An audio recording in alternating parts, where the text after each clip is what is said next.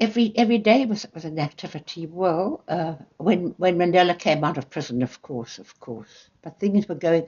People in South Africa didn't ever hear. They weren't allowed. You weren't allowed to mention Mandela. People didn't know about him when he was on Robben Island all those years. The press wasn't allowed to mention his name, or they went to jail. So they kept it very quiet. And nobody expected them to come out. No one expected, I don't think. So Cindy stayed 73 Twyford Avenue. Cindy stayed with us.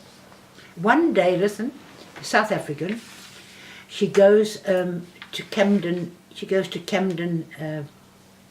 Camden, do you know Camden Town? The street of the. There's a kind of a market, Camden Market. Have you been to it? No. She went to Camden Market, and people looked at her. And when she said she was this white South African, nobody would talk to her. Nobody would. She came. She said, "Nobody wants to talk to me. Wherever I go, nobody wants to talk to me." So I said, "Well, that's the way of the world now. South Africa's got a bad name." And one day it was raining. And she said, "I haven't got a sweater." I said, "You know, Cindy, the only sweater that I've got that will fit you," because she was quite buxom, is Free Nelson Mandela. Do you know what? She took it and she wore it. She came back and I made friends. The whole of, wherever I went in London, people stopped me and said how wonderful it was. So she decided it was a good thing to wear my sweater. That's what she wore. So I said to her, "Cindy," one day we went to a party. I said, "Where are you going?" I said, "Cindy, you're not coming with us. You don't know the people. I'm going to a Mandela party. It's his birthday." "Have you heard, you know about Mandela?" She said, "Oh, he must be a bad, listen, he must have done something bad." I said, "Have you heard of Mandela?" "Mandela," she said, "Mandela, who's Mandela?" She didn't have a clue. I said, "He's on Robben Island, Cindy. Do you know where Robben Island is?" You know what she said? "When I swim in my pool, I can see Robben Island from my pool." That's the only thing she knew about Robben Island. She knew nothing about Mandela. You were not allowed to mention the word Mandela.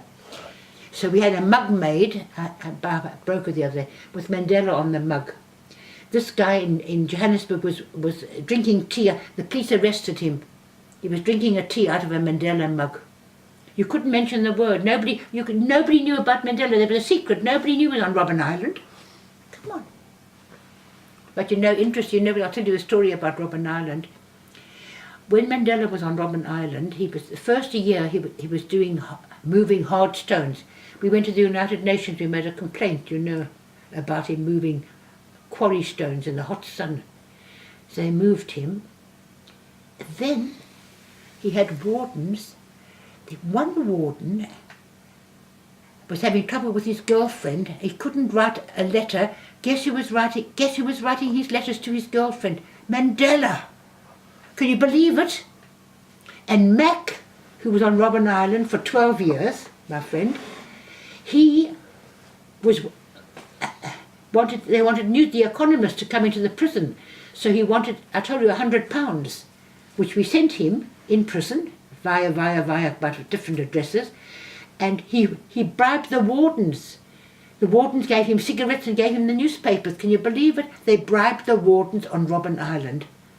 And Mandela was writing the letters that were from this guy to his girl. He couldn't even write, he was so illiterate. Another warden liked Mandela so much he began to cook for him. And when Mandela came out of prison, he wrote him a letter and said, "I would like to be your cook." They admired Mandela because these were people on Robben Island. They weren't convicts, they weren't murderers. And the wardens were shocked to find these people, they were such clever, intelligent, nice people. What are they all locked up for? So they made friends with some of the wardens, frankly, on Robben Island, eventually towards the end. Right. Mac bribed the wardens for cigarettes, and they got The Economist, otherwise they wouldn't have had The Economist, And then, the MP started going to Robben Island. We arranged it all, We got the United Nations involved. We got them to go to Robben Island and have a look. They weren't allowed to. They weren't keeping them. They weren't doing hard labour. Can you imagine Robben Island, boiling hot sun in the morning? You go to to the end, and you have to break the quarry stones. Can you imagine? In the boiling hot sun every day. So for a whole year Mandela did that. He got quite ill, and Mac as well, you know. Mac got ill as well. And then we made a stop. We got all these MPs to go to South Africa. So we stopped all that, and they weren't doing hard labour, but they were not allowed to do this and that or the other. And they weren't being tortured anymore. Just on. Can you imagine? They were going to be hanged, you know. They were going to be hanged. And the lawyers decided to give them life imprisonment. What jubilation. But they still hang so many people to measure.